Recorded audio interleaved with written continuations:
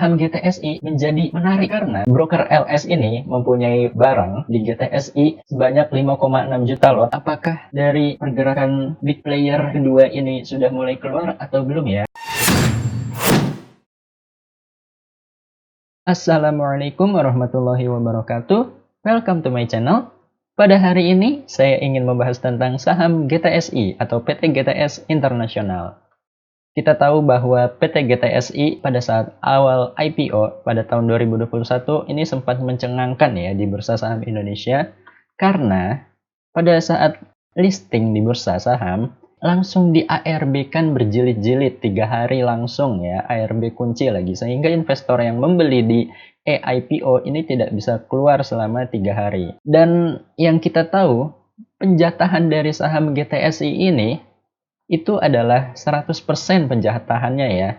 Sedangkan biasanya kan kalau misalkan orang membeli saham di IPO pada saat penjatahan itu jarang ya yang mendapatkan 100%, biasanya di bawah 10%. Nah ini sedangkan GTSI 100% ya, mau di atas 10 juta atau di atas 100 juta atau di bawah 100 juta. Itu penjatahannya setahu saya 100%, sehingga ini yang membuat para investor di Bursa Saham Indonesia agak sedikit takut ketika membeli saham baru IPO di Bursa Saham Indonesia. Tetapi di video ini bukan ini yang ingin saya bahas. Yang ingin saya bahas adalah baru-baru ini saham GTSI menjadi menarik karena saham GTSI berhasil rebound dari harga 50 dan pada tanggal 23 Agustus ini sudah di harga 68. Dan banyak yang menanyakan, kenapa sih saham GTSI ini jadi menarik dan kenapa harganya naik dari harga 50 sekarang hampir ke 70?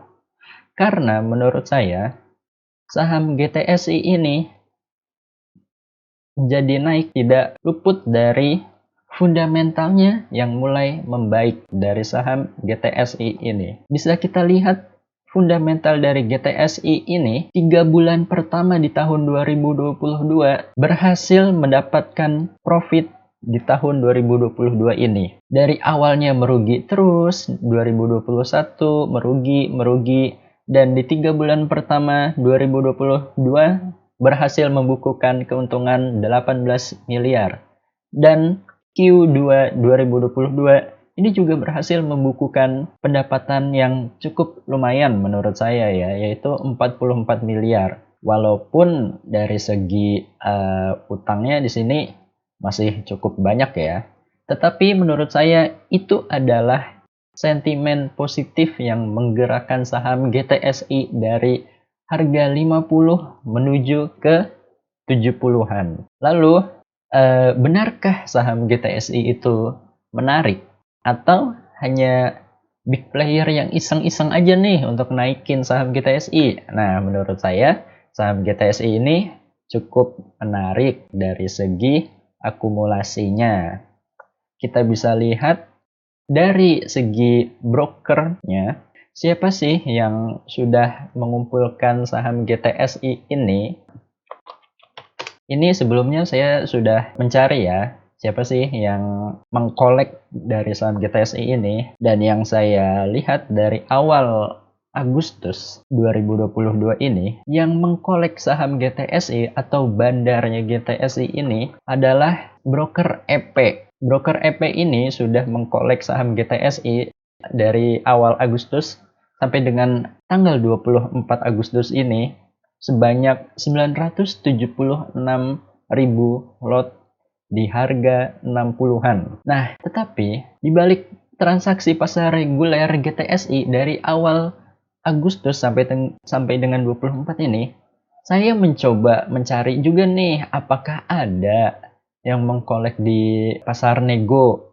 Kan kita tahu ya bahwa di Bursa Saham Indonesia ini ada pasar reguler, terus nego, dan yang kedua ini satu lagi lupa saya, langsung kalau nggak salah. Nah, jadi setelah saya melihat di pasar nego GTSI, ternyata ada broker LS yang mempunyai barang dari 1 Agustus sampai dengan 24 Agustus ini di pasar nego sebanyak 5,6 juta lot di harga 38.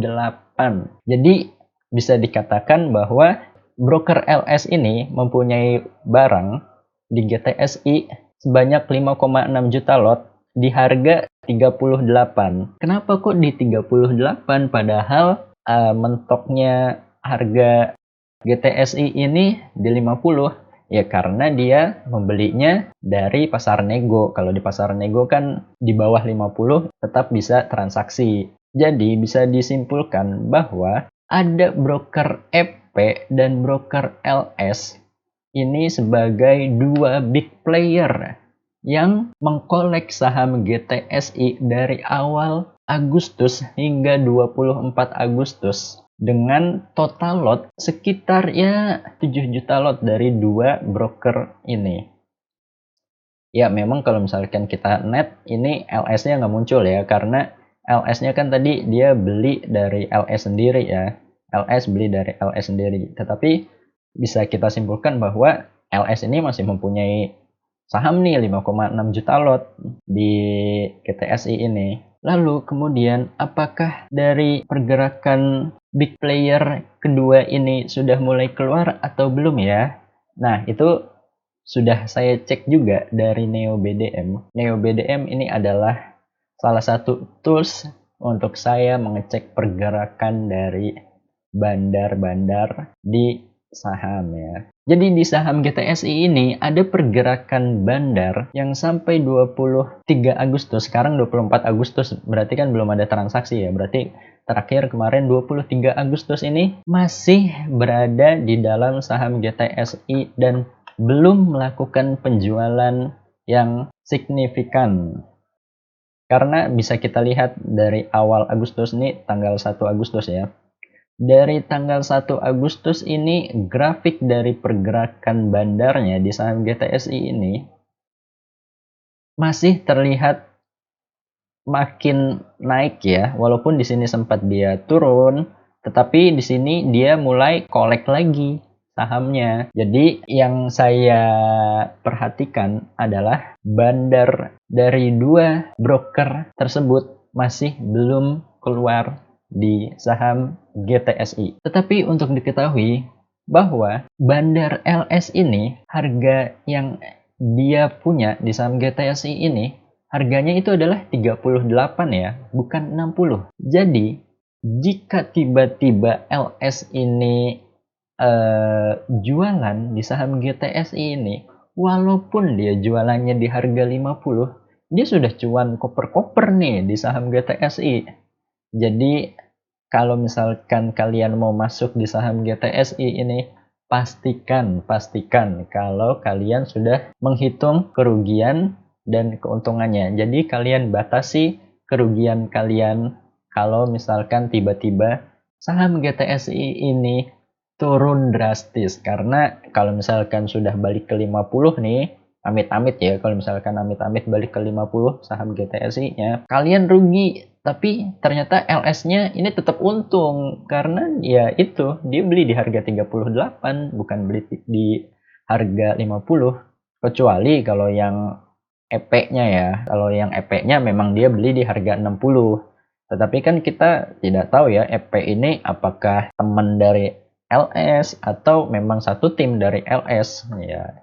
Kalau misalkan satu tim dari LS ya tetap aja untung-untung juga gitu. Jadi yang saya lihat dari pergerakan bandar GTSI ini, dia masih di dalam dan belum keluar dari saham GTSI ini atau belum jualan dari saham GTSI ini. Dan yang menarik dari saham GTSI ini adalah pada saat awal-awal dia IPO, saham yang dijadikan scriptless sedikit sekali. Kita bisa lihat. Dan pada bulan Juli, di akhir bulan Juli, saham GTSI ini tiba-tiba scriptless-nya itu langsung 100%. Yang tadinya ini bentuknya warkat, scriptless-nya cuma dikit. Sekarang langsung 100% ya scriptless-nya. Oke, saya jelasin dulu ya. Warkat itu adalah saham yang berbentuk warkat. Jadi ibaratnya saham yang masih berbentuk surat gitu.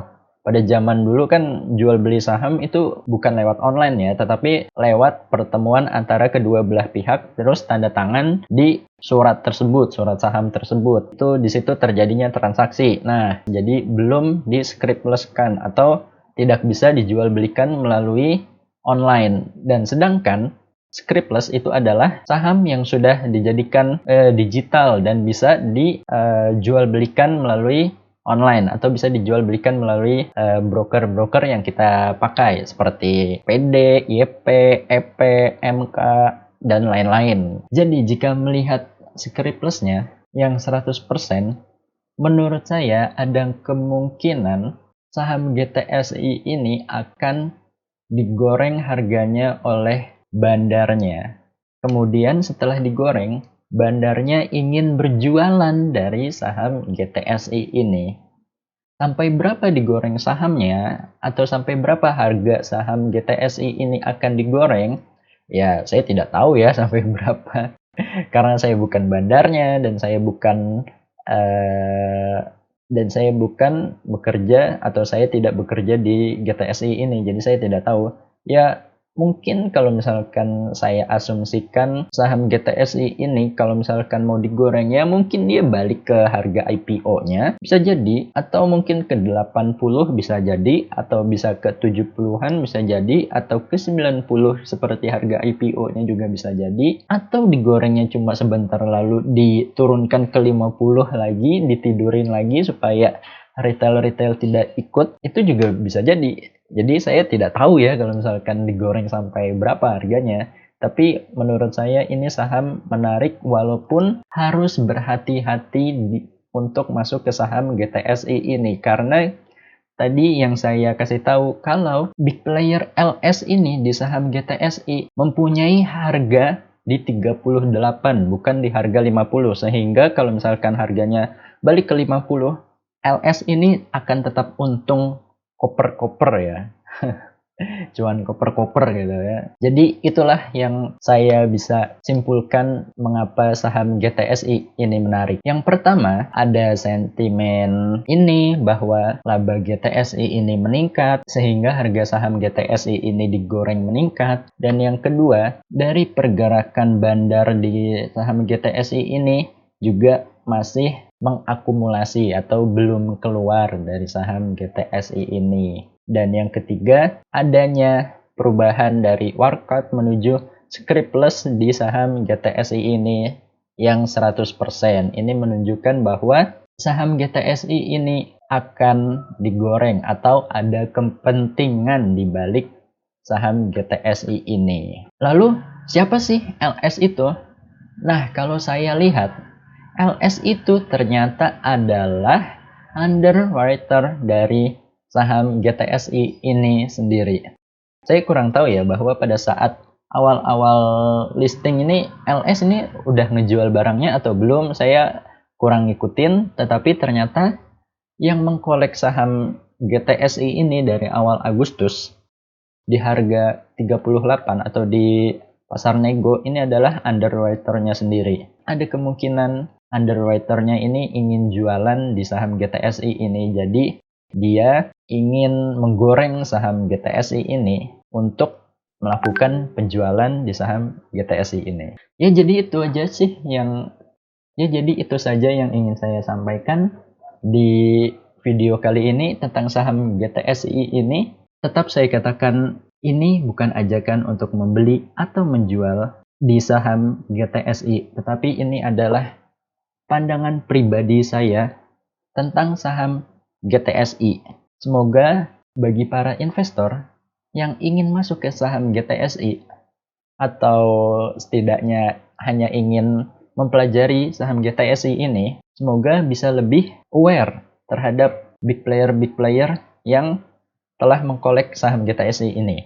Karena biasanya para retail hanya melihat di pasar reguler saja dari broker sumerinya, sedangkan di pasar nego ini juga sudah ada yang mengkolek saham GTSI ini di harga 38. Jadi tetap harus menghitung dari segi resikonya. Oke, terima kasih yang telah menonton video ini. jangan menonton video ini hanya sekilas ya.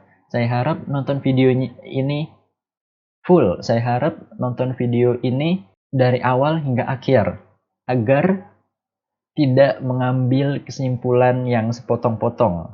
Jadi agar pesan yang saya sampaikan di saham GTSI ini menurut pandangan saya ini sampai gitu ke teman-teman ya. Oke, mohon maaf jika di video ini ada kesalahan pandangan atau kata-kata dari saya. Jika ingin ada yang ditanyakan tentang saham GTSI ini atau saham lain, itu bisa komentar di kolom komentar di bawah atau bisa langsung ke Instagram saya. Nanti linknya saya akan taruh di deskripsi. Itu bisa DM ke saya, monggo kita diskusi, itu bisa. Oke, itu saja video dari saya. Terima kasih telah menonton.